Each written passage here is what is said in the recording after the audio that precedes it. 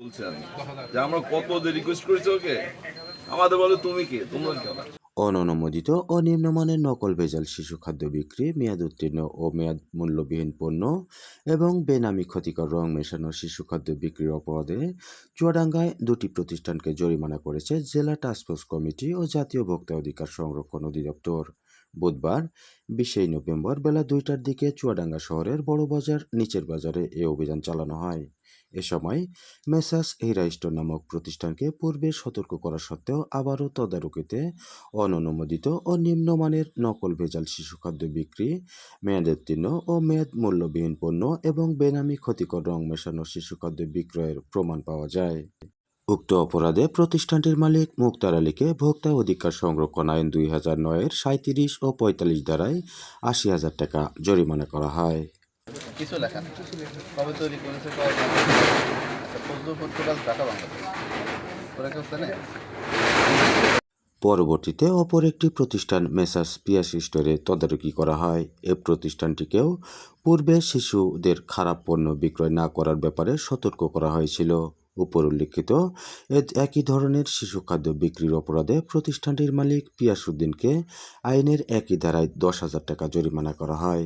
অভিযানে অননুমোদিত নিম্নমানের নকল ভেজাল ও ক্ষতিকর রং মেশানো শিশু খাদ্যগুলো জব্দ করে জনসম্মুখে পুড়িয়ে নষ্ট করা হয়।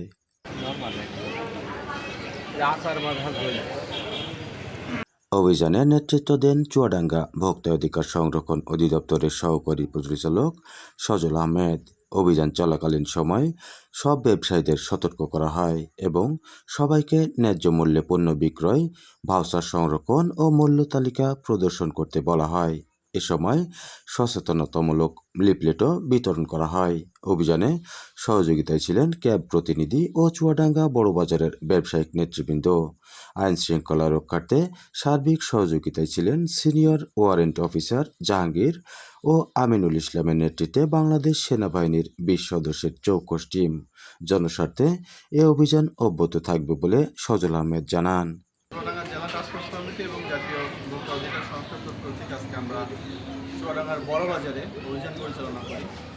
আমাদের সাথে অভিযানে সার্বিক সহযোগিতা আছেন বাংলাদেশ সেনাবাহিনীর একটি চৌকস টিম। তো এখানে এসে আমরা বেশ কিছু প্রতিষ্ঠান তদারকি করেছি। যেগুলো তদারকি করেছি এই প্রতিষ্ঠানগুলো মূলত নিম্নমানের অনুমোদিত শিশু খাদ্য বিক্রয় করে থাকেন। তো এদেরকে আমরা এর আগেও সতর্ক করেছি এবং সতর্কতামূলক জরিমানাও তাদেরকে করা হয়েছিল, কিন্তু এত সত্ত্বেও আইন অমান্য করে তারা একই ব্যবসা আরও অধিকতরভাবে করে যাচ্ছিলেন। তো আজকে আমরা এরকম দুইটা প্রতিষ্ঠানকে এই অননুমোদিত শিশু খাদ্য, যেগুলোর কোনো ডেট নাই, কোনো অনুমোদন নাই, নিম্নমানের, তো এই সমস্ত পণ্য বিক্রয় অপরাধে আজকে আমরা দুইটা প্রতিষ্ঠানকে 90,000 টাকা জরিমানা করেছি। তাদেরকে আমরা পুনরায় সতর্ক করেছি এবং যে নিম্নমানের শিশু খাদ্যগুলো আমরা জব্দ করেছি সেগুলো আমরা জনসম্মুখে আগুনে পুড়িয়ে নষ্ট করে দিয়েছি। আর আমাদের এই অভিযান চলমান থাকবে।